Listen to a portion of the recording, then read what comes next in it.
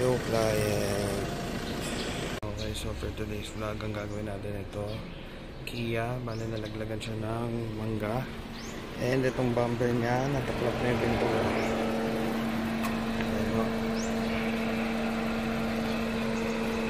So okay guys, ayan na po, nalihan na natin yung part ng bumper na yan, and then ayan, medyo nagmasina tayo ng konti maski dito sa may bubong niya, lapit-lapit na to. So ayan, nauna na natin, tapos naglagay pa rin tayo ng konting masila dyan, manipis lang yan guys.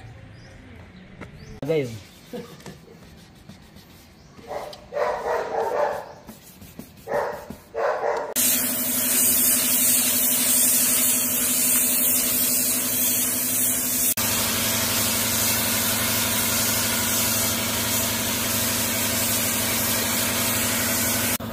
magkakalas-kalas na tayo guys.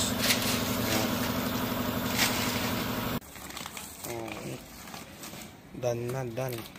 So ayan na po yung finished product natin. Again, ulitin ko sa mga gusto magpapintura, dito lang po yan sa Banitec Auto Restoration. Quality materials na tayo, computerized paint mixing. Check out nyo po yung Facebook page and YouTube namin, Banitec Auto Restoration po. Ito naman po yung ating poste po dito. Ayan, buo na po yan. Nakakulayan na po natin yan. Ito naman guys, ayan, kung matatandaan nyo nandyan yung pinakalubog niya. Ayan, wala na. Tapos ayan, okay na yung kulay niya, okay na. Ito yung bumper. So dito natin tatapos yung vlog natin guys.